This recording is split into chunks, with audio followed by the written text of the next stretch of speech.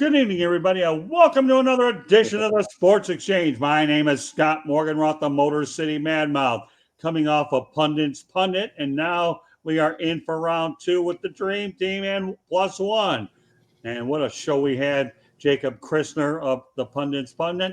I'm going to go around the horn. Okay, yeah, no, ESPN, I'm not giving you an endorsement, but it is appropriate to say this, okay. And oh, why not? Great show we had here leading up, and now our regular Wednesday routine is we're going to lead off with Pundit's Pundit, followed by the Sports Exchange. So I hope everybody can follow us over from one platform to another. With that said, I'm going to introduce my crew, and then everybody can go around the horn. And we're going to lead off with Jacob Christner of Pundit's Pundit. Jacob, give everybody a little bit of an intro about you.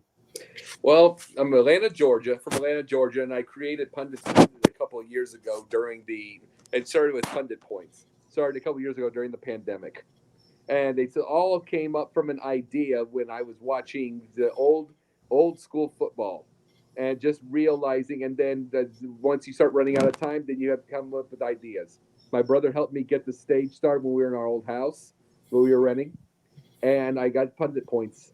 Then JB noticed me. I got on what it was called at the time, Journey of the Jays, and then we got Pundit's Pundit together. And we got Pundit's Pundit together and all that kind of stuff like that. Then to get the real show, it used to be Pundit Points. I was the last one to get it on there. Then I got Jen, who I thank for helping me be my producer. Love her to death. Love you too. And then all of a sudden we started making Pundit's Pundit. Just it is the anti-meatball topics. You saw it tonight, Scott. Yeah. It is. I mean, 1 week we had martial arts and police reform. This one tonight we talked about. What was your favorite? I mean, we talked about the XFL and the XFL versus Together. Right. The lawsuit. We talk about all kinds of different things. And Rick, I don't know if you've seen our show or not. Everything like that. We talk about the non-meatball topics. We let everybody go through. It is completely different. And that's what we're aiming at is, in fact, to me, I call this all the time. I call media hit and run media. We're here to get conversation. We're here to get topics. We're here to get debate and to be able to get to something. And that's what the Pundit's Pundit is. It is not making stupid things like the Clippers are the new team in LA because they've won all these, because they've won all these games in the regular season. It doesn't say stupid things like that. It is real conversation. Yeah, and you know what? I'm really glad that you guys have brought me in and invited me to be a part of your crew because you know what? When I was told about the nature of the show, I thought, you know what? This would be great if I could come on. And I'm glad that you and Jennifer and Jay Nelson, who is on tonight, have allowed me to come on and be a part of your crew. And I am so excited that hopefully I can bring some of my experience out there. And to me, it's just really neat to be able to fit in with a show because I think there's certain shows I like to go on. But when you have a show that has your makeup out there, then if there's ever a natural fit, that's definitely it. And I'm glad really to be a part of it. Jen and Jacob, I can't thank you enough for allowing me to be on Pundit's Pundit. Absolutely. Absolutely. Well, you bring history. I like to talk about everything from history to the current, but you bring history and facts to what you remember in life. And that's the thing I want to bring to the show. And Jen knows this too. Facts. We start talking facts, not hitting and running, not making things up, not flip-flopping. Facts. And that's what I want to bring up for that, I'll agree with that. Yeah. In fact, I got one of my guys. I have somebody in the chat room, by the way, who I was on a show with earlier. His name is Coach Dante, is joining us tonight in the chat room. So we'll never know. I'm building out here, and I love it with all these people that cross over here and there. So, you know what? Yeah, I'm glad I can bring a little history. Go ahead, Jen. Sorry to interrupt you. I just want to. Oh, no. You're fine. You're fine. I'm just glad to have you on. I'm really excited to have you on Basketball Bros this Sunday night as well. I think you'll have a blast there. You've already talked to the majority of the guys that are commentating on that show. I produce along with Denzel Snipes. But yeah, so I'm just excited to have you on these two shows. And I'll be on the Gauntlet on Saturday night too, so I'm going to have a busy week. It's really going to be pretty cool. So, it's a lot of fun. The basketball, you got to remember, I may not like today's NBA, but don't tell me in a million years that I covered it for many years. during the championship years with the Bad Boys. So I have a huge history being from Metro Detroit.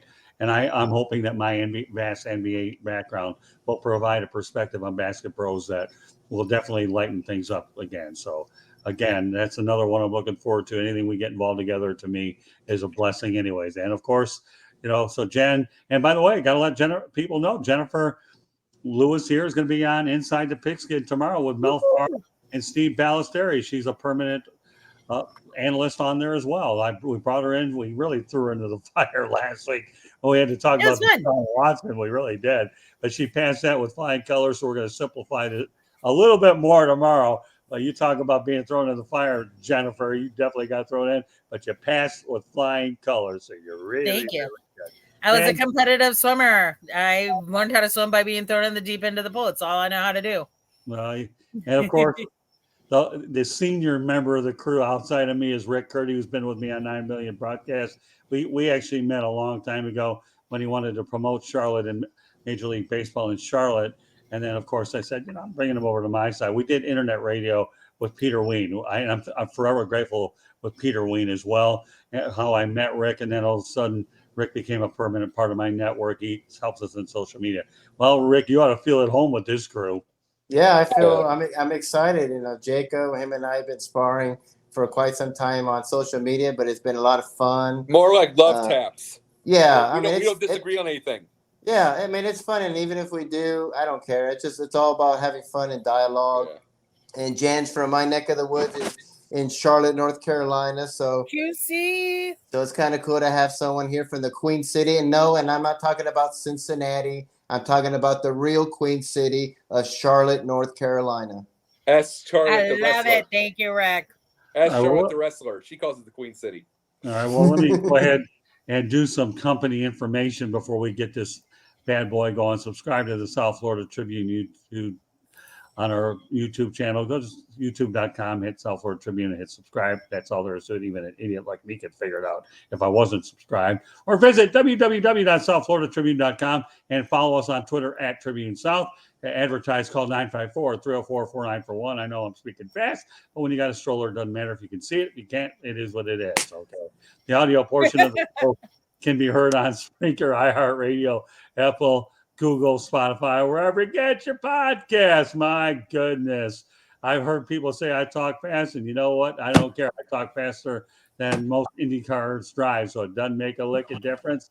I don't do anything slow. I eat fast, I talk fast, and we're going to have a very fluent, fast show, and we're going to have a ball doing it.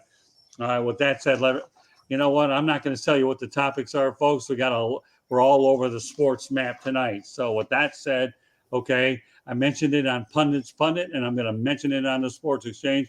I'm going to go around to everybody to get their opportunity to talk about each and every topic. Okay, Jacob Christner, you're up first. Okay, was the USFL a success in its first year? Fox, obviously, and NBC had the broadcast partners. Do you feel it was a success? The initial success was getting it. Just what? The biggest issue that I had, I brought up XFL tonight. I want to see the players that start coming in. Jake Luton, continuously getting a Jake Luton and all these type of other guys that get thrown out of the NFL constantly, keep getting cut at the preseason. Constantly getting these guys isn't going to help anything. And then I know what they're saying, but this wasn't the pandemic anymore. There's no crowds. There wasn't any real crowds. The football was all right, but they don't have another year like that. They got to build an audience. If they don't get that, it's done. Well, from what I've heard, actually, I think they're going to be moving into some of the local stadiums next year. It was just a one-year thing where they kept everybody close. All right, Jennifer, what are your thoughts on USFL? I liked a lot of what they did. Success? No. But I liked some of what their implementation was. So, I mean, I'm going to be a woman of few words on that because I didn't really follow it that much. So, it's okay. It wasn't really in the forefront. So, well, like what I was bringing up, Scott, though, it's the fact that that's the thing. The reason I brought up the names, the sort of names that the Rock could possibly bring, that's just a theory, okay? But the reason I brought that up is because this is what keeps happening. anybody that's been cut by the NFL in the preseason, everybody keeps picking up. It's kind of like AEW with WWE and vice versa. It's like you're just picking up the people like that, and it's like at some point you got to be able to pick up some names, and it's like Jake Luton's not a name. It's not a name, no matter what. You may have seen him in the preseason, fourth string or something like that on Carolina. Not really, get my point. But you might see something like that, but it's like, no, it's not going to be a six. Like I said, maybe they're going to the local stadiums. I'm not even talking about, I know they're in the same stadium, but I'm not even talking about that. Okay. The local stadiums, if they can't hold them, it won't even matter. They don't have another year like that. It's going to be money. They're going to drain the money out quick. Yeah, no, I'm with you there. Rick, obviously you follow the USFL. What are your thoughts about year number one? Oh, I thought it went great. They actually had a full season. You know, the XFL was canceled because of the pandemic. We all heard about what happened at Major League Football. And so it's always like, if you can finish 1 year, to me, it's a success. The ratings were good. I enjoyed it. I thought it was great. I think it was nice to see football players who really can't make it in the NFL have another opportunity instead of going to Canada. Now they can play in the USFL, XFL. I'd love to see like Josh Rosen come there. You know, I know he's on the Browns practice squad, but I mean, I think he's just been shafted in the NFL. And I think if he went there, I think he would do great. And no one ever heard of PJ Walker. And when he went to the XFL, he lit it up, and he was great. And so now he's with the Panthers. So it's great. I heard that Fox Sports has I think they're going to be there for at least 4 years with them. So, but having them in other stadiums, I think it'll be great. And I'm looking forward to season 2. Yeah, the only thing I'll say about the XFL is USFL. We talked about. So you got me. You're in my head a bit there, Jacob. But anyways, what I like about the USFL is the fact that they did make it through year number one. And the object of the game right now is get players into the NFL. That's all you got to do. They know it's a feeder system. It wasn't the USFL that Donald Trump screwed up years ago that wanted to take it into the fall. Okay. And you can rest assured when he was running for president, okay, he wasn't talking about that bad gaffe, and I actually met Donald Trump when I covered the USFL championship game in 1984. He invited me and a bunch of other reporters up there. Were you the greatest reporter ever? Were you the all-time greatest reporter ever? Well, yeah. Hey, I've got a history. I mean, I'll let everybody. I got to tell you, I did win an award in 1984 for Broward Community College. No. You were terrific. You were the greatest. You were when you were with Donald Trump. Don't you know that? Yeah, you're the greatest of the greatest sportscasters and writers of all time. Well, hey, I survived with them. I guess that's good. So, yeah. I mean, I managed to get out of there without getting kicked out. I don't know if you want to call that anything, but I guess my point is, as long as and let's face it, the NFL didn't want him back because he's tried so many different things. When he got, and I'm not turning this into a political thing, but when he didn't get the Buffalo Bills gig and he tried numerous times, there was a vendetta against. Well, he tried getting the Cowboys. He tried getting the Cowboys, which he would have bankrupted them because they were already bleeding money. He would have bankrupted them in 5 years. Oh, I agree. Yeah, no, the biggest issue though with at USFL is what I was bringing up is the fact that money drain. They talk about the 4-year contract. There was a 4-year contract with the XFL the first time around 2001. Yeah, and then it just went out after a year. The biggest issue that you have is the fact that you have now that you got a little bit of money from like the media and everything like that. Now you have to save it. Now you have to. It's like they're not going to be able to give big contracts. They're going to everything. They're just going to have to be able to maintain what they have. Can they? Is the question. Well, I mean, that's what we'll find out. I guess the main reason I brought it up, Jacob, is year number one. We know that there'll be a lot of TBDs down the road, matching the points that you're talking about. Can they save it and so forth? So I'm with you all the way. I think, you have to wonder what your expectations, though, are in year number one versus what year number two is. And like Rick said, get through year number one, get guys into the NFL, and then go from there. And then again, I will say they need a better championship trophy and banner. Yeah. Like that was just really sad. That championship game was awesome. That was a great. It was a great game. It really was. I just felt bad for the winners, like walking under the paper board. Obviously, paperboard. Yeah. I mean, it's year one. I know. I was like, come on. And I'm looking forward to the XFL too. It should be interesting now that The Rock owns it. So Yeah, we'll see. we talked about that earlier. We're talking about that tonight. That'll be on next week's edition of the Sports Exchange. Don't go ahead and let the cat out of the bag there, Curdy, okay? Sorry. Otherwise, we're going to be here until the midnight, and Jennifer won't like me anyways. But Jennifer will jump off real fast. I know. Jennifer has to work in the morning. We want to go ahead and keep her as long as we can. So, no, but I'm glad. But, yeah, I think it's good to have mixed opinions on this one. So we'll go back to the NFL, and we'll have a pretty simple one here. Will the LA Rams repeat? Jacob Christner? Rams, there's a lot of going on right now. No, it is hard to repeat. They have now, believe it or not, they now have a thing where you can have too many wide receivers, too many weapons. Right. You got to make happy.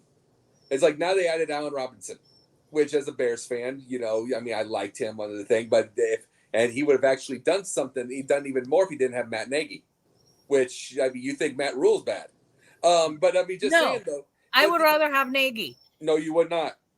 No, you would not. I think Nagy and Rule need to go back to school. You want to kill Nagy.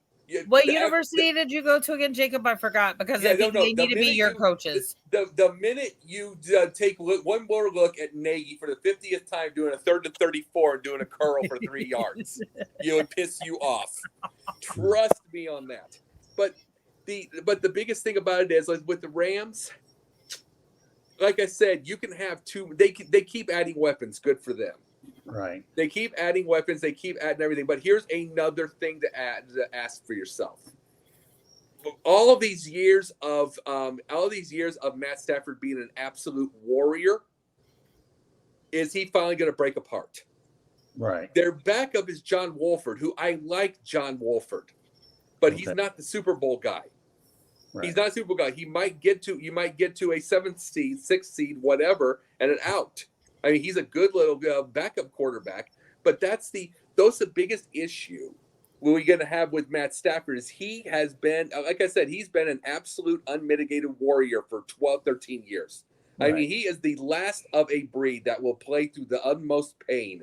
He is the closest to those old school warriors that taped it up and go. And this will be, I'm saying, what comes to a point where it just falls apart? Will that be? And it's the same that I say about Tom Brady. I said this, and Jen knows I said this. You've heard it from me too, Rick. I've said this. It's like he left in their final game when he could have gone by, but Matt Stafford had a great drive. That's a way to leave. And the fact is, and he left healthy. Now he's going to possibly, and Jen was right, he wasn't going to retire. But she said that. I made everybody mad because I said he's not done yet. He's not done yet, but the thing is, I made a lot of people mad when I said that. They were like, "You're ridiculous." I was like, "He's coming back. Watch." But the issue is Ego. My issue with the fact about Tom Brady is he's prettier than all you? he takes is he's 45 years old. One freak accident on that field, and he's done. Right. And it's like, and he could have retired healthy, being 44 and ridiculous. Instead, that could easily happen, and that's the same way I'm going. And he's much younger. Stafford's much younger, but he's been broken apart a lot more than Brady has. And how long before? And I don't know how he can stay healthy. You're going to have too many weapons, and I don't know about the Rams' defense this time. Right. That's a good point. And by the way, Jennifer, I've been on a lot of shows too, and I thought that Tom Brady wasn't done yet either. I went out on a limb saying I didn't believe in that retirement, and I told people so. I felt like, number one, $25 million left on his contract. You don't leave that money on there as well. And number two, I just felt like he had the 1 year left, and that's what I believed in my mind. So here's the only reason why they didn't go to the Super Bowl last year. The week before the first or second playoff game, I forgot how deep in the playoff run they went. Tom Brady now publicly said, "Of course I get calls in my direction. I'm Tom Brady. You don't call it out before the games. We all know it. Right. We all know it." Luke Kuechly waited till he retired to say that. But that 2014 Patriots-Panthers game, I may have gotten away with something. Luke retired before he announced it, and he waited 8 years. Like, really? Like, that's why. Plus, there's no way in the world the GOAT of the postseason is going to retire without a final Super Bowl ring. He ain't going to retire if he gets another Super Bowl ring, though. Yeah, he will. Retire. No, he won't. His next Super Bowl ring, he's out. No, he won't, because that's the Bet you problem $100. with him. He's Vince McMahon. It's like do not insult Tom Brady, and do not make me defend Tom Brady. Yeah, but here's the thing. Terry Johnson will beat me for defending him. No, but I'm saying what I meant by is I'm not bringing up McMahon's ridiculousness. I'm bringing up somebody that just refused to retire until he was forced, and this is going to happen if he gets hurt. Tom Brady knows wins win. McMahon doesn't. That's why he has all the shady shit stuff. Sorry, Scott. That's okay. But if he knew wins win, he'd been gone after that last one. Tom Brady will retire when he wins his next Super Bowl. Yeah, but my question is, will that be 50 years old? No, I don't think the Rams will be repeats, because I think Odell Beckham Jr. is actually very carcinogenic. Yeah. And the Rams decided to re-sign him. And I've always thought that. Personally, I've thought that since 2015. Kind of before then, but I was enamored with him because of his play. But when I saw his actions towards Josh Norman and the Giants game, and then I started paying attention towards his actions towards other players on opposing teams as well. Then with his antics against Baker Mayfield last year and his daddy's antics, I mean, how juvenile to get daddy to come fight your fights? Really? Well, but that's why I don't think the Rams will be repeats, because they kept Odell Beckham Jr. and he's carcinogenic. And another thing about Odell is how I brought this up when there was Bears fans saying they wanted Odell. I said, "How's his knee?" You remember that, Rick? And it's like, "How's his knee?" And it's like, and I mean, that's the thing. I could get blown out again, and then it's like there's another gone. So no, I don't. I think they're playoffs again, but not this time. Yeah, you know what? What do you think, Rick? Yeah, right. What do you think, Rick? Oh, Rick. We can't hear you. I can't hear you. Rick. We can't hear him. Did you mute him? I don't know if he muted himself or not. Well, when he gets it, all right. Rick, turn the audio up on your media. Well, while he figures it out, I'll just say I'm not as much as I would love to. Can you hear me? Yeah, now we can hear you now. What do you think, Rick?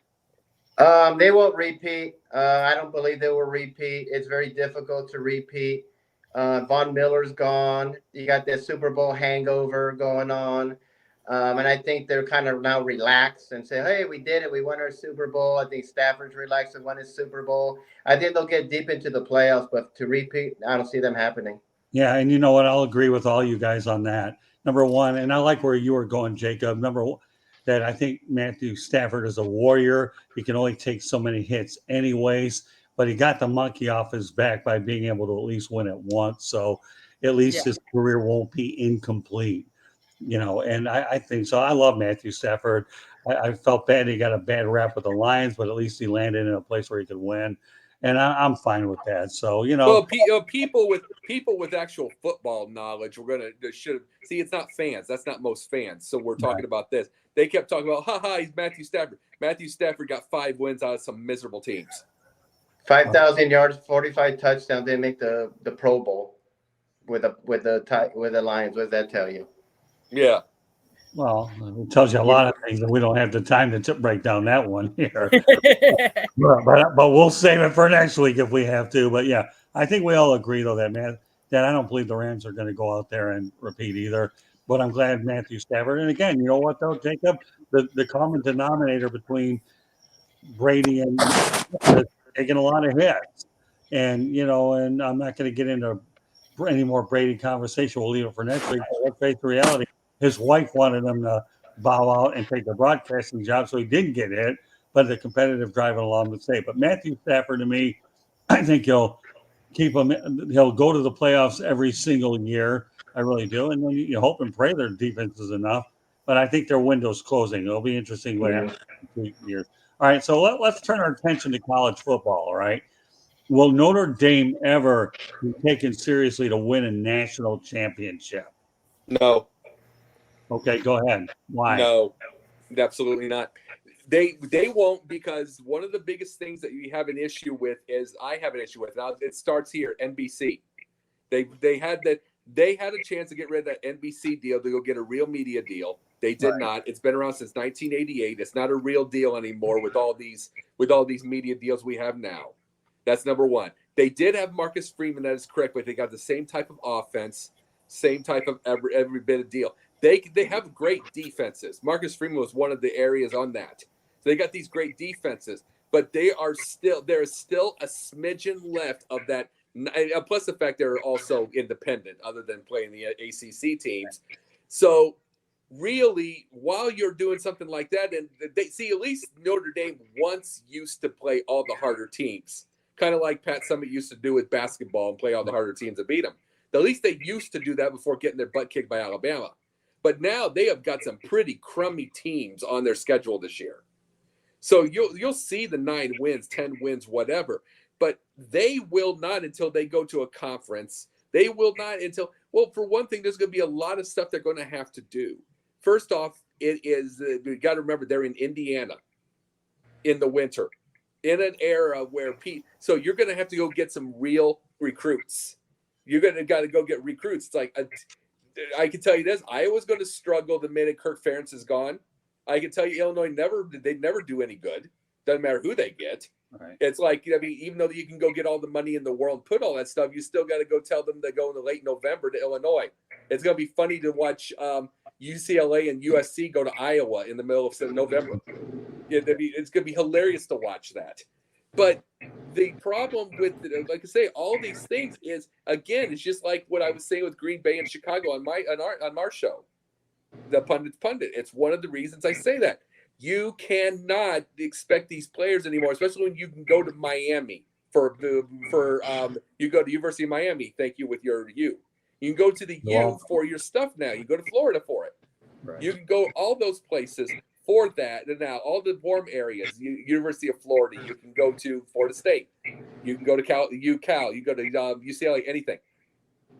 How's Notre Dame going to be unless they would get themselves a dome themselves, and it's college. Right. So no, not first step will be getting yourself into a conference, then go from there.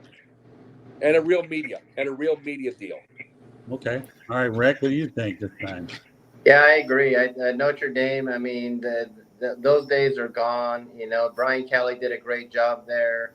You know, he got them close, but just couldn't compete with the Alabamas and the Clemsons, you know, and a lot of these, and especially with this NIL coming out, a lot of these young kids, they don't want to go to freeze their behinds off in Indiana. You know, you want to go to USC, UCLA, Florida, nice, sunny, hot places, nightclubs, you know, restaurants, you know, beaches, you know. Now, you don't want to be in cold Indiana. No offense to Indiana, but you don't want to be there. So, I give plenty of offense to Indiana. Yeah, so I you know, they don't want to go there, you know, and those days are the Newt Rockne and all that stuff, and those days are long gone, you know, and I like Marcus Freeman. I think he'll do a good job there, but, you know, they can get into the playoffs, but they're going to get shellacked by Clemson. They're going to get shellacked by Alabama, you know, so they're just not in that class. So, no, I don't think that they'll be a good team, but not a championship team. Well, that's that 12. That's that 12, though. You know what I'm saying? That's that 12-team tournament. It just gives Notre Dame another chance to get killed. Yeah. Well, we're getting to that, Jacob, but okay. That's the next topic, but we're going to let Jennifer get her poke at Notre Dame, but thank you very much. I'll tell you, Jacob, if I had you in the studio, you and I are going to get that GMTA thing down pat really quick if we have to. All right, Jen, tell me what you think of the Fighting Irish. I agree and disagree. First of all, Notre Dame's never going to have a problem getting students there. It's Notre Dame. Right. Their lineage says more. However, I think that they're what? Academically, they won't. You're correct. Right. So you're still going to go there because I wanted to go to Notre Dame. There was no way. I didn't even apply because there was no way I was getting in. So, and I went dumb in high school. As an adult, I could probably go back to high school and feel smarter about myself. But are they going to win a championship? Not really. Like, frankly, he did a great job.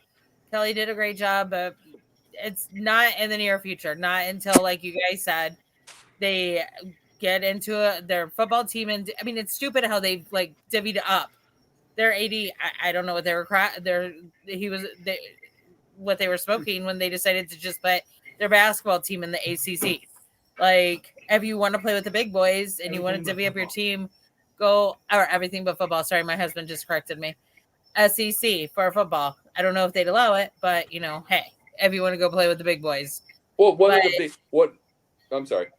No, it's okay. But Notre Dame's never going to have an issue getting students there. Well, some people like the cold, but nah. And I mean, and the players are always going to get a look because of the lineage. But UNC Charlotte, as Rick knows, their players get look. We have 4 or 5 guys who played for UNC Charlotte in the league right now. Yeah. Yeah. Well, that's a big thing. And we just had a football team. We haven't had a football team that long. We've only had it for 8 years? 10 years. 8 years maxed. Yeah. No, and that's I might let my husband go back to a game. You make a good point on that, but what I was like your point on is they're not going to have trouble getting students. You're correct. It is an academically phenomenal university. Yes. And like you were talking about with what I was bringing up though was like when there was that whole deal with the Arch Manning thing, bring out the hats and see who he'd go for. You get a little show out of it. When you get you'll get one of those players a year. Arch Manning was this year's, a couple of them last year, whatever. You don't see Notre Dame on any of those hats like ever.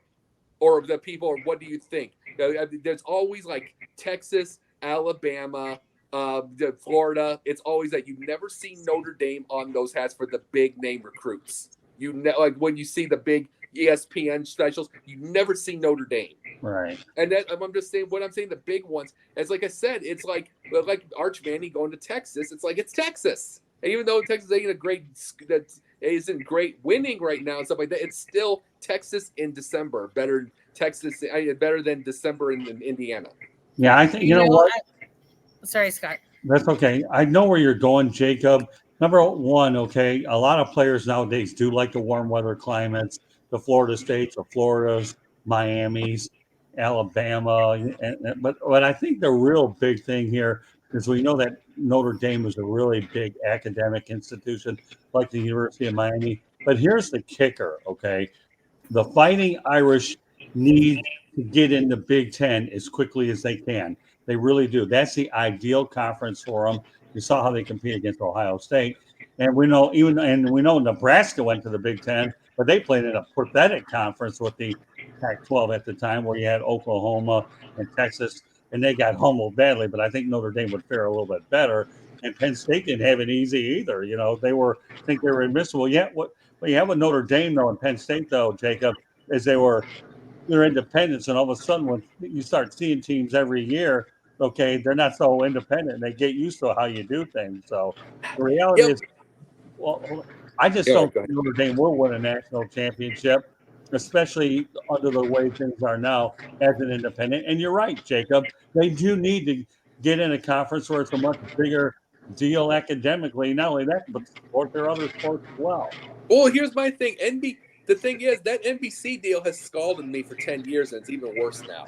Right. Because I wanted them to get a real media deal, because the media deals from here on out, we have this as the Big Ten deal, SEC deal, and the NFL deal. The last 3 of them are billions. The next deals in the next 7 to 10 years are going to be the streaming. Right. That was the last real big media deal we get from the television. And the biggest thing I have is they stuck with NBC, which was 1988. Right. And it's now going to Peacock. Most of the games go to Peacock. They are cowards with that stupid media deal with NBC. NBC is really gunning a lot of things towards Peacock. They really want to go more towards streaming because they're making a lot of revenue off of that. You've got the people like me who hate commercials, so they're paying $10 a month. Then you've got your regular NBC shows. But my point with Notre Dame is what would solidify them getting more players would be helping get really good NIL deals for the players. Yes, absolutely. Yeah, I agree. And you know what? I'm still agreeing on the NIL, so I'm going to wait for future shows as we come a little bit more informed about it. Oh, we've already talked about it on the Fun It's Fun. Well, good. And you know what? We'll introduce it again in more detail next week. How's that? We'll talk about it over the weekend if you want to educate me a little bit on it, Jacob and Jen. And Rick.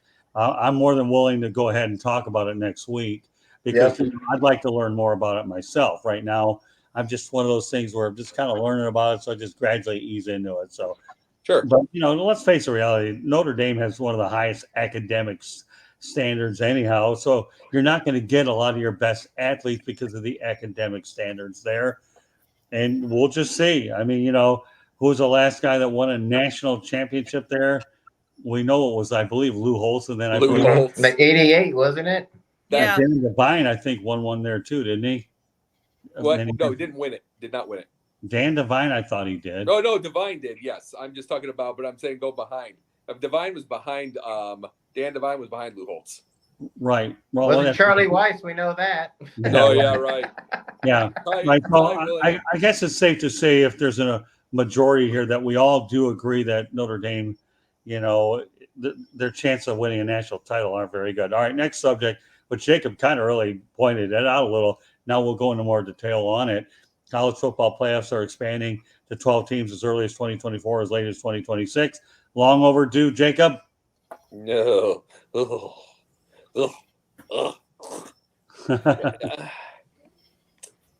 It's money. It's money, and it's gonna put money in the. I mean, as if he needs it, but it's gonna put more money with like Jerry Jones because it's gonna show up there at AT&T Stadium. But the problem with it is the fact that I remember during the pandemic, I was saying this is Notre Dame's one chance to win their national title when Alabama lost a lot of their receivers who opted out. Clemson had some that opted out. This was Notre Dame's one chance. I said that, and they got absolutely murdered with a wide receiver short team like Alabama. Murdered, and it's like if they don't have that chance, they have nothing. But now they're not going to be in a top 4. They're not going to get a chance anymore unless they would go undefeated. They're going to get no chance, and they're definitely not this year, obviously. They're not going to get any chance anymore. So what do? You give them a chance by putting them in a top 12, which they always will be. And of course you're going to see things like Cincinnati's who got murdered. You're going to see the Michigans. You're going to see the usual suspects get absolutely mauled. There's not going to be the same upset you're going to get NCAA basketball. Right. And then to me, the only tournament that matters to me, if it was ever, and they're never going to do it, is every single conference in the United States has a champion, and they all go for the tournament. It's the only chance because I have zero interest in the top 6 and then 6 wild cards because those 6 wild cards are just going to get slaughtered. Well, let's face the reality, though. I do think it's an upgrade over the existing situation. You got 4 of 130 some odd teams, and so I didn't like that. Didn't like that. No, but considering what you had beforehand, Jacob, think about it. Okay, you got computers picking these teams before and doing this by a computer. I mean, let's be realistic. I know the BCS. See, the BCS was ruined in the first place, but the BCS came because there was that whole Tennessee-Michigan flap in like 97. Right. 97, 98, there was that flap, and that's when the BCS started getting the conversation. But the problem is the biggest problem about it is now you had the situation where I say it's not the computers picking anymore, but in a certain way they might be because you got who's the top 4, and then no matter what, now you're picking a controversy, and that controversy gets killed by Alabama or Clemson.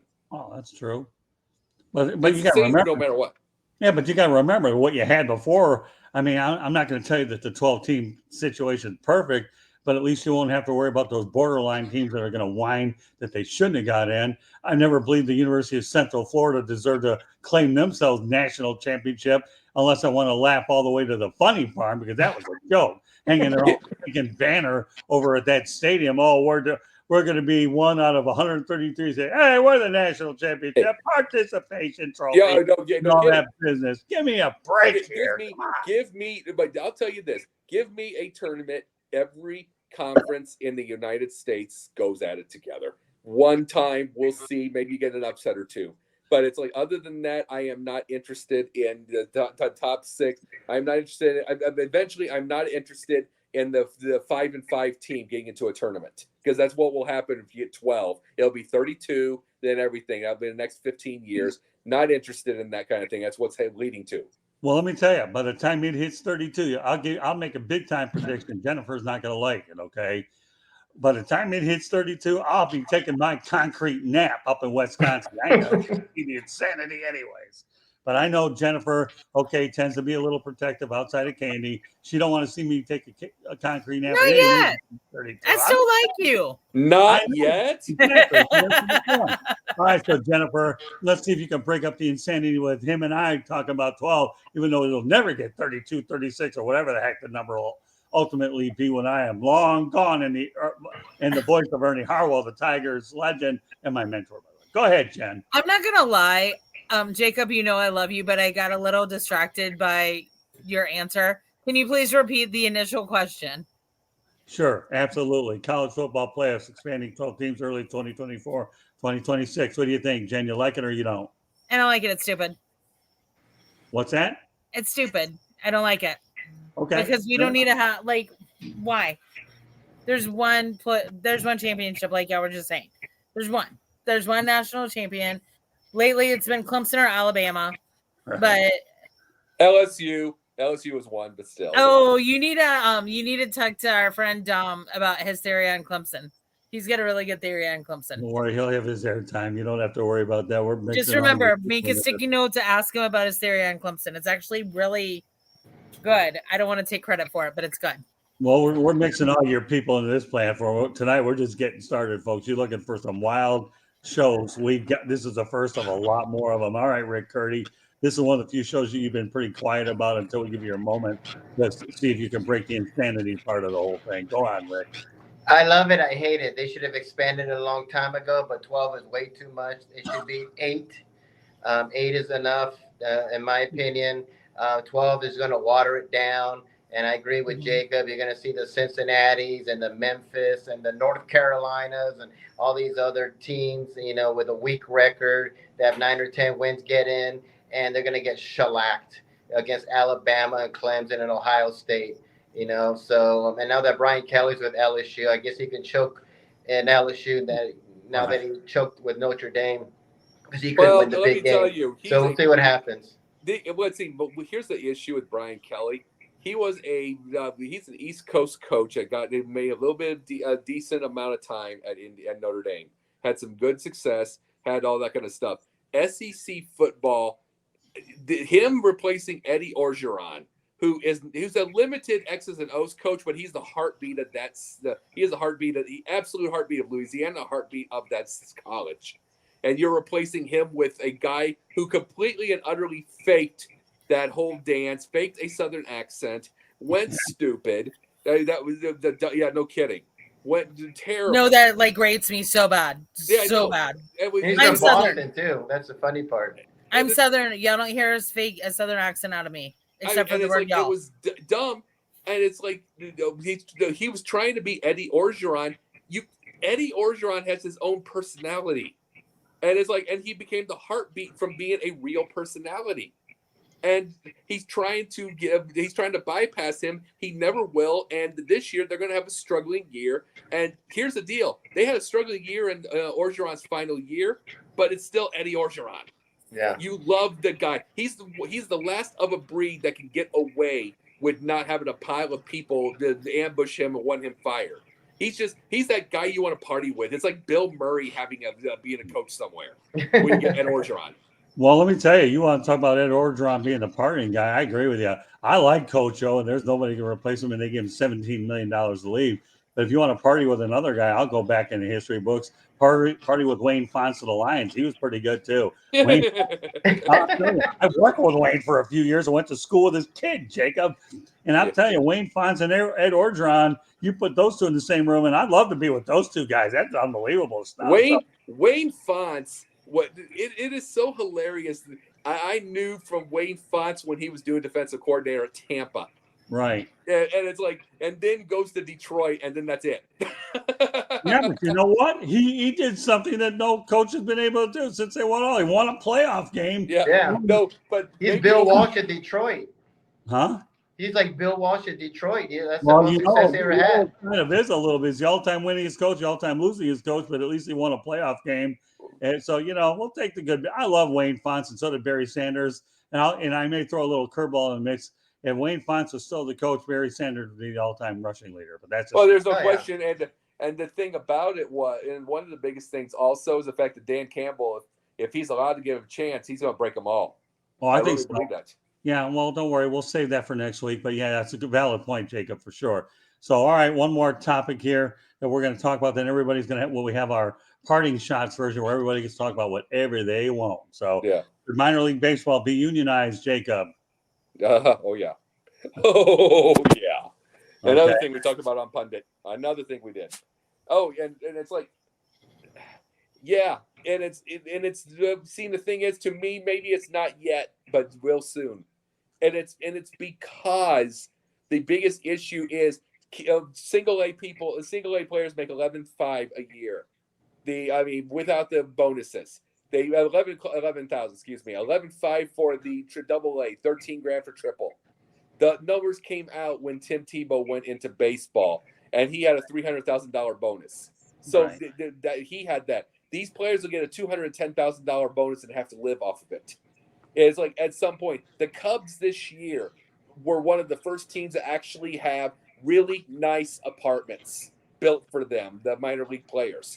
Everybody else has been living in basic shacks for all this time. And Artie Moreno's horrible treatment of in Anaheim, his horrible treatment of the players over there kind of opened the doors that it's in bad shape. And this has been needed. This conversation, even if it's not there yet, it's been needed. The minor leaguers need to be, as much as I'm not the biggest union guy on earth, there are some situations where you need it. You cannot, it's like, if you don't have that $210,000 bonus, who can live off $11,000 a year? Right. Who can live off that a year? Who can live off anything like that? Not everybody, like I said, Macho Man Randy Savage was a minor league and single A baseball player in his time. You want to know what he had? Poker winnings and his father to get him by. As much as Landy can say, "Oh, he didn't ever need his dad," nah. You can't win poker that well. It's like that's the big thing. Not everybody has daddy. Not everybody has the poker thing and stuff like that, and people go broke. That's why they quit baseball. Right. You need to get that up to $40,000 a year. For that, you absolutely need to. There's no question. Okay, Rick. Yeah, we talked about this yesterday, Scott, and I agree. They need to have a union. People, when they think about minor league players, they think about Bryce Harper signing this big old bonus, or this, all these extensions, and he signed with a blah blah blah for like $40 million. People don't talk about the 99% of them that are broke and have real jobs and live in their mom's basement, who are struggling and all that stuff. So they have to do something to them. None wrong with having a little extra money, a little extra protection. And remember, Manfred contracted so many minor league teams, and that hurt as well. So they had to do something. And I think with the pressure and the momentum by the media about unions, MLB's in a fold, and they're going to unionize them. They have to. All right, Jennifer, what are your thoughts of this? Pay them a little, pay them more. However, everybody has to pay their dues. Okay. That being said, I know the Knights pay for their housing, so I'm all for that. Do I think they need to unionize? No, because then they're going to ask for big fat paychecks, which will bankrupt the minor league. Therefore, they'll go bankrupt. The minor league will go bankrupt, and there'll be no more minor leagues. Yeah. Charlotte's the most profitable minor league team in AAA, and just, it's because of location. I'm not gonna lie, like truly, it's because of it was very strategic. It was intelligent. It was genius. And so, do I think they need to unionize? No, because here's the thing: you think of your Baltimore Colts. I happen to know a lot about this topic. My father-in-law is a huge Baltimore Colts fan. Right. Johnny Unitas had a full-time job. A couple of guys pumped gas in the off season. They weren't making the big bucks either. Most of the athletes at that time, yeah. And then Johnny Unitas' big payday came last year when he went to the 49ers. And his big payday was more because he was going to be a coach, like an unofficial coach to their quarterback. Like, because he was done. Like, that was his final season playing. But yeah, you've got to pay your dues. Right. When I started out, I was making like 20 grand a year too. I get that. And I hear what you're saying, but most of the minor league clubs pay for their housing. Yeah, the housing is garbage. A lot of it is. A lot of it is. Have you seen? Well, it depends on where it's located. I will say it depends on where it's located. But I don't really see rural Tennessee having the most elaborate housing, but it's going to be nice. But my issue with what I was saying with that is, and you're talking to somebody who's not the world's most greatest ally of unions. You know this. I am not. Right, but I'm looking at the big picture. You unionize the minor league, it's going to end up bankrupting them. Well, and then where are they going to play? But the thing is, you get what you get what you get. It's just like the NIL. We're going to talk NIL next week, but I'm bringing this part. NIL, NCAA got that had that coming the minute that they were sanctioning coaches for paying for kids' dinners. Like if they wanted to go out and like the kid was having a problem. Like that's what happened to Rick Majerus. And it was more when like Michael Jordan was giving Carolina basketball players cars. Well, this is true too. But I'm saying, but this is true too. But at the same time, Rick Majerus was getting sanctioned for like he was getting sanctioned for like, well, there's a kid whose dad died or mom died or something, and he brought him out to eat at 2 a.m. He got sanctioned for it. That crap had that. They had that coming for doing that. So it's like, and that kept happening. It kept happening. So NIL was bound to happen. Paying $11,000 and they're going broke. And you're right. You have to earn your way. But 40 grand is nothing. 40 grand is nothing to be able to go up to. I mean, at least give them a living wage. Well, let me just say this, okay? And I love being the last person to comment when everybody else is doing it. We need Rick too. We need Rick also. He didn't talk. Yeah, I mean, I believe that they should get unionized. They need to get paid more, you know. Right. And like I said, they need to get paid more. I'll agree with that. They're living in their parents, but they're not making. People just think of the Bryce Harpers and all that are making these millions and millions of dollars when they have a signing bonus, and they're not talking about the 99% or who are just struggling. And I agree, you have to pay your dues. You know, we all have to pay our dues. But $11,000, I mean, that's beyond poverty. Who in the world can survive off $11,000? I mean, nobody can. So, I mean, chase your dream and sacrifice and all that, but at the same time, you need to pay your bills like everybody else. These guys are not multi-millionaires. They're trying to get up to that level of being multi-millionaires when they go to Major League Baseball. But right now, you know, they're paying their dues like an actor. They're paying their dues, waiting for their big break, and boom, they get a big payday. And that's what a lot of these minor league players are, like the Knights are trying to do, or like the Honey Hunters or whatever are trying to do. So pay them more. They need to get paid, and there's nothing wrong with getting a little extra pay. I'm not talking about getting them a mansion or Rolls Royce or be like Reggie Bush, whose parents were driving like a Mercedes and all that stuff, and had apartments and all that stuff up in these nice fancy condos that they're living in, and had like a blue collar job. You know, just pay them a decent wage. That's all. Right. Yeah, and you know what? Let me just say this much. I'm from Metro Detroit, which is a union state. So I grew up around the union workers. So I understand why they're trying to do that, to make sure they get all the benefits that they need as well. But I guess I'm not really, when it comes to the minor leagues, and I've covered minor league baseball for a lot of years, and not sold totally on the unionizing. I understand why they're doing it, to make things better. But I'm just telling you, Jacob, I'm not totally sold on it. But I do believe that everybody should make a lot more money and live in much better housing. I really do.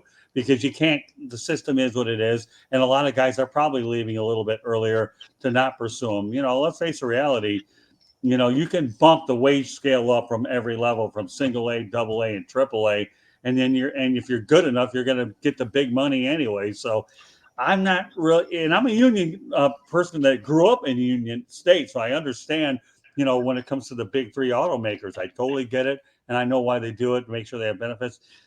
For some reason or another, minor league baseball, in being in a union, although it probably will happen at some point, I'm not totally drinking the Kool-Aid on that. I'm just not all the way. I mean, I'm not gonna lie. I just googled what the Charlotte Knights player's salary is. Yeah. It's more than what I personally make annually. What was it? You Googled it, right? Average salary is $76,153. Oh, that's for a player, It right? all depends on location. Location, like you said. It is location. I mean, they're not getting the same thing like in Tupelo, Mississippi. I'm sure they're not getting paid that. Right. Tupelo doesn't make 76.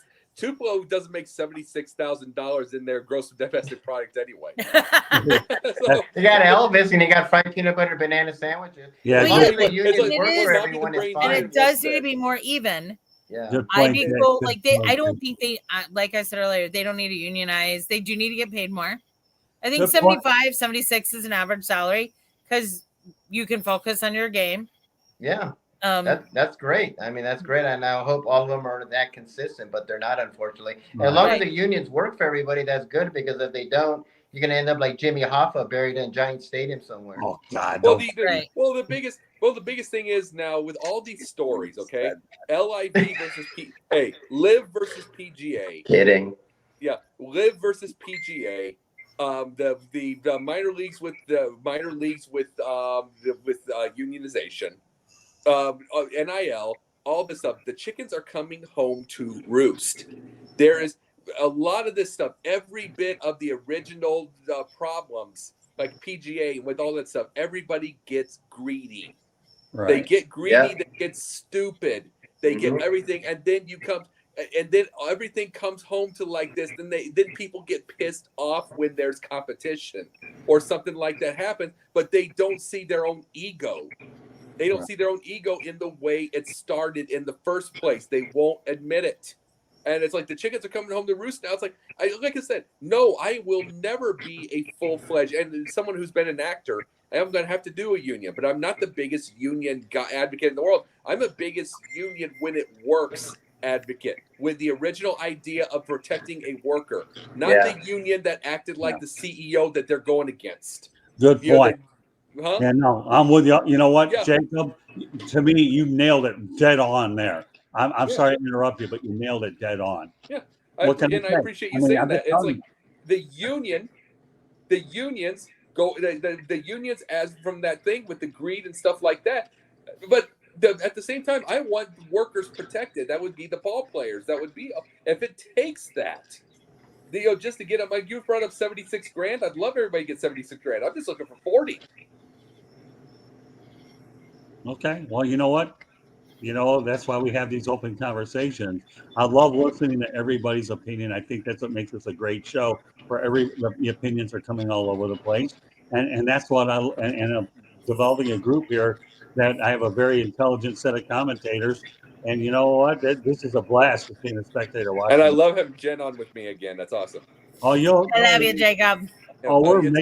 We're making all this stuff happen. You don't have to worry. This is the beginning of a lot. All right. So with that said, we're going to go to our parting shots. I took this from the sports reporters. I'm bringing it here. Okay, Rick, give me your parting shots about what stood out for you in the week of sport. Well, in baseball yesterday, I talked about all this stupid war and all these stupid, idiotic, all this. Going by computers, and instead of managing by your gut, you have to manage by all this stupid analytics going on. And I kind of touched on this yesterday, Scott, when I was talking about how I'm tired of hearing about some pitcher throwing 100 miles an hour, or he threw 102 miles an hour. I could care less. I want to see Greg Maddux. I want to see artists on the mound. The psychology going on, like a Peyton Manning, where you can see his brain just turning and turning every time he throws a ball or pitches or anything like that. I'm sick of these 100-mile-an-hour pitchers. And guess what? A lot of these young pitchers today getting Tommy John surgery. Is that a coincidence? I think not. So stop with the 100-mile-an-hour fastballs and all this stuff, and just be like a Greg Maddux. Nothing wrong with Greg Maddux. One of the greatest pitchers of all time. He thought with his brain, didn't throw hard. He always said, I could throw hard, but why should I? And I agree. Just go be a knuckleball pitcher if you want to, and be there till you're 50 years old. But enough with these 100-mile-an-hour fastballs and breaking these records of who threw the fastest, because you're gonna blow out your arm. And like I said, I hear a lot of more Tommy John surgeries now than I did before. Well, I'll add to that, and then I'm going to turn over to Jennifer. Okay. Years ago, Frank Tanana reinvented himself too. From the Angels being a hard thrower, he became a crafty pitcher. With that said, I didn't think about it last night, but I will bring it up tonight. All right, Jennifer, give me your parting shots tonight. What stood out to you in the world of sports a week ago? This is a shout out to my girl, Sydney Boone. Jacob's heard this before. Okay. He has a conspiracy theory that if we do not win and the Carolina Panthers do not win the first 5 games, Matt Rule will be sent back to school. Okay. So I'm really hoping we lose one of the first 5 games. Send him back to McDonald's. Okay. Well, I mean, I think it was at Waffle House, but I don't want to insult Waffle House. Waffle. I love Waffle House. Oh, I love Waffle. I've never been to one. I've never been to one. But right. I just want Matt Rule gone. That's my parting shot. Okay. Give me your... We got to keep pounding, right, Rick? Huh? Yeah, he needs to go. I can't so we can keep pounding. All right, Jacob. Parting shot. All right. Here's the biggest issue right now is my Bears are going up on Sunday. And I remember last year with telling all these fans, and see, I was part of sideline for this. You wouldn't see me on this guy, but I told them all. Everybody was living on Justin Fields. They loved them. They wanted to break all of Trubisky's rookie records, whatever. I was saying it's still Matt Nagy. He 2-8, and then first game 9 sacks, literally 1 yard total. The passing 1 yard, and that is what happened. And then he got better, but still 2-8. This is an era right now. You cannot be that way and do it again. And then they're also talking about possible 3-14. I don't think it's going to be that, but that would make him 5-22. He doesn't stand a chance. And this is this is my parting shot tonight, and it's my usual parting shot to every fan. Quit listening to fans. Quit giving them the time of day. Be like Mike Tomlin. Quit listening. He doesn't even listen to him, doesn't give him the time of day. They chanted Kenny Pickett. He made his choice, regardless of whether it succeeds or fails. He lives and dies, and guess what? He's never had a losing season. Sort of like Michael Jordan. Yeah. When he played ball, not when he owned a team. Right. But it's Michael Jordan that wins. But still, but the biggest thing that I'm bringing with this is there was, and I'm saying this just being honest, Justin Fields to me has a Lamborghini talent.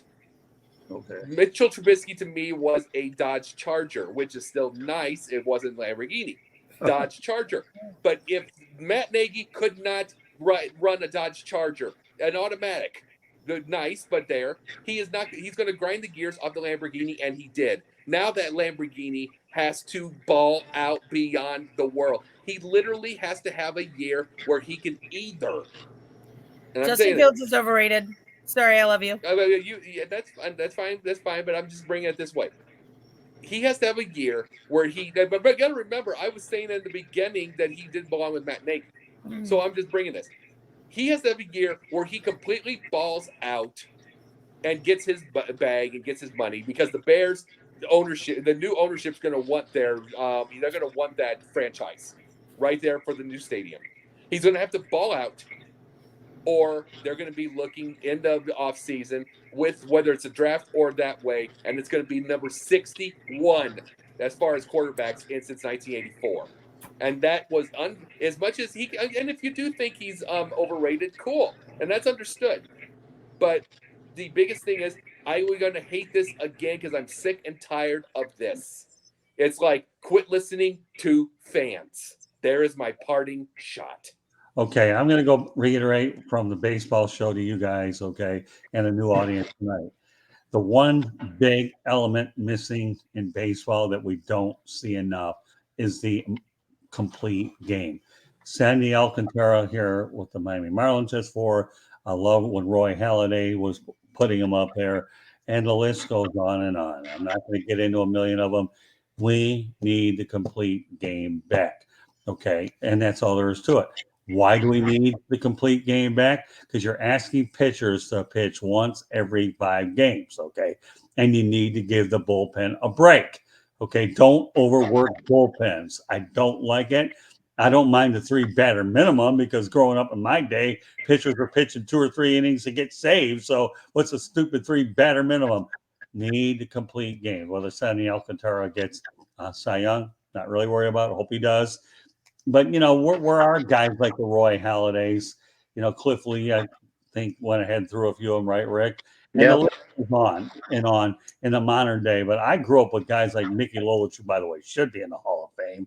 And to me, I just specialization's all well and good, but what the heck is wrong with a pitcher going 8, 9 innings, game in and game out, to give your bullpen a break? I do also want to point out a special RIP to Mark Littell, the former Kansas City Royals pitcher who has appeared on our shows many, many times. Mark's a good friend of mine. Rest in peace, Mark. God love you, and I appreciate everything that you have done as well.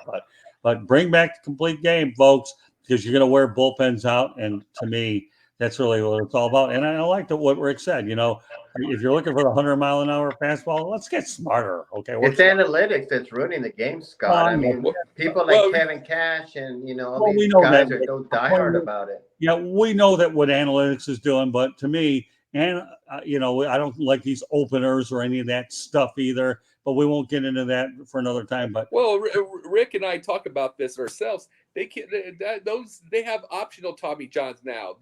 Where these kids are getting them so they can have some extra zip on the ball. One of the kids from I believe ODU, Old Dominion, or Wake Forest, or one of those, right, died on the operating table getting one of those.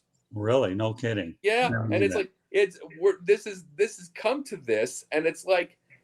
And you're doing that 100-mile-per-hour for what? 4 2/3 innings? So they could be on Bleacher Report and be on Facebook and say, or be on YouTube or put it on their TikTok to show how fast they throw. That's why, because we're living in this media. And like you said, with the fans, people who are armchair quarterbacks and doing all this. And I kept hearing about the USFL was going to even finish a whole season by these idiot armchair experts. And I'm just thinking Fox Sports owns them. I think they know what they're doing. Well, they finished their first season already, going on for their second. So they always know what they're doing. But the fans, they need to be quiet and just watch the game. No, I agree. I mean, I'm thankfully that I'm a reporter and I go in the press box. So I don't have to sit by a fan. So that's a beautiful thing for me. All I got to do is keep my 6 feet apart, go on my computer, work. And, I'm fortunate to be in the industry. Yeah, stop saying Ohtani's better than Babe Ruth, for Pete's sakes. My gosh. Right. But I think the thing that we've all been able to address here tonight is, again, I love what everyone had to say in their final parting shots.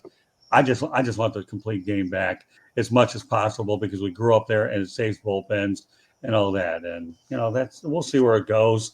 And I hope that there's a lot more old school managers that believe that pitchers should go deeper and that we don't have to deal with combined no hitters, which I'm not getting into tonight anyway. So let's not go there. But meanwhile, what I've enjoyed this edition of the Sports Exchange a lot. I love bringing in fresh faces, especially the fresh faces that are going to become permanent faces, right? Jacob Christner. Yep. Lewis, want to come on? I'm going to go over some promotional thing here, and then everybody gets their opportunity to do that. Subscribe to the South Florida Tribune on our YouTube channel, or visit www.southfloridatribune.com and follow us on Twitter at Tribune South. Okay, to advertise, call 954-304-4941. The audio portion of the show can be heard on Spreaker, iHeartRadio, Apple, Google, Spotify, wherever you get your podcasts. And of course, if you can't find it from our website, go to youtube.com, hit South Florida Tribune, and please subscribe there. So what a great crew I had tonight. Jennifer Lewis, okay, why don't you let everybody know how they get a hold of you? Hey, well, you can find me on Twitter at Jenna Cheryl. You can also find me on any of the Sideline Sports podcasts or any of the following. On Sundays, I am the producer for Basket Bros, which Scott will be on this Sunday. It's also with Mr. Jacob Christner, Will Vogel, Dom Jerubis, and Denzel Snipes. On Mondays during the NBA season, we will have the Megan Price's The Queen of Hoops NBA Carousel. On Tuesday nights, we have some exciting changes coming, but currently it is 3 Chicks in a Pod at 7:30 p.m. Then at 11 p.m. we have the Best Late Night Talk Show, and that's the Confidential, and that's along with Jacob Christner, Jordan Long, JB Ellis. I'm forgetting people. Denzel Snipes is our producer. And who am I forgetting, Jacob? About 6,000% of Sideline Sports at this point. We don't know. Okay, thanks. And then on Wednesday nights, you can find me on the Pundit's Pundit. And occasionally I may crash your show, Scott. On Thursday nights, I'll be on your show, Inside the Pigskin, as well as Alex Fleming's NFL Carousel. That is one of the flagship shows of Sideline Sports. Yeah. On Friday nights, leave me alone. I'm with my husband chilling. On Saturdays, we won't leave you alone. We'll I know you won't. Rick, take care of him for me. And 85 Absolutely. Get rid of him. And then Sundays we're back to Basketballs. And thank you so much for having me on, Scott. Oh, you're welcome. Hey, I'm glad to be a part of the Pundit Show. Now I'll get to talk basketball. So that'll be out my wheelhouse on Sunday. So they'll be shows I look forward to week in and week out. All right, Jacob Krishner, the new co-host of the Sports Exchange, along with Rick Curdy. Lay it out there, my friend. All right. We'll start from the thing. Wednesday nights is the Pundit's Pundit. Used to be Thursdays. We're working and going. Working and going now. Then Wednesday nights also. Now I'm on Sports Exchange, which is awesome. Thursday nights off Sideline. I have a show called Yin and Yang with a girl named TJ Sanson, good friend of mine. It's mostly films, but it can be politics and a few other. We're talking about AI art tomorrow night too, artificial intelligence art. So it's going to be pretty cool. So we go to that part. That's the Thursday night. Then and then also on the 17th, just before I do the other shows, on the 17th, I will be in Des Moines, Iowa, with the Iowa Cubs with JB Ellis. I will be over there.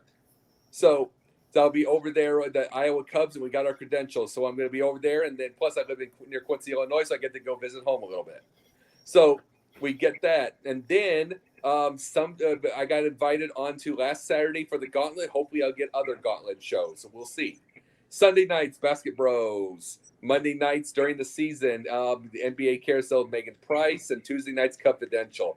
Plus, I am helping produce a movie with that same TJ Sanson called The Awakening. So lots of things going on with my life right now, lots of stuff, and I'm happy to have you on the show on Pundit's Pundit, Scott, and I'm being on here. I am so happy to be in there. And my schedule this week is really hectic because I have a lot here on our network. But yeah, my schedule for the rest of the week with you guys is I'm on the Gauntlet broadcast on Saturday night, and of course back at Basket Bros and doing the Pundit Show, which is phenomenal. So, again, this is just unbelievable stuff. So we're really glad that we're able to work in conjunction with Sideline Sports to bring the best that they have to offer to our platform and vice versa. And Jennifer, if you don't mind, why don't you talk about a show that you and Candy are going to do? I have no problem announcing it on this network if you're okay with that. So that's fine. We're going to be launching probably the first Tuesday in October, Chicks and Salsa, along with my girls, Megan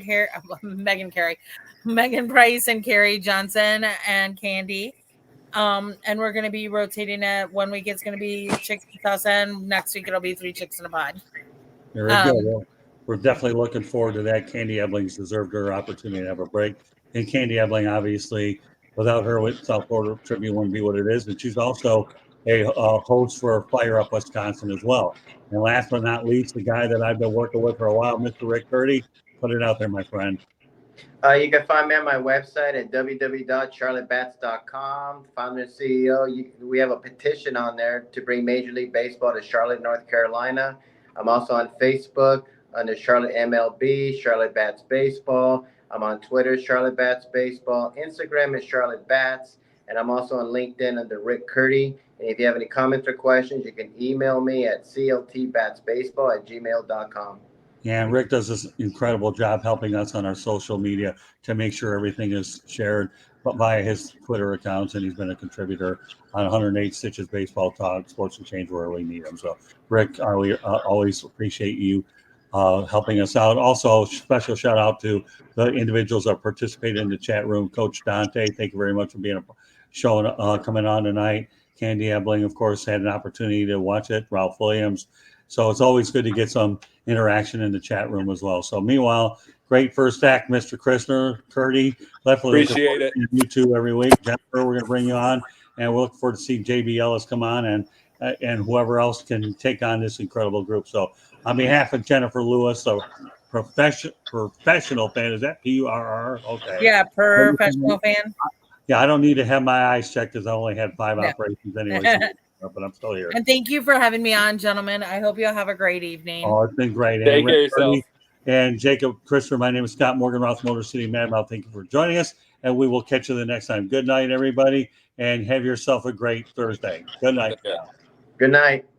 Night.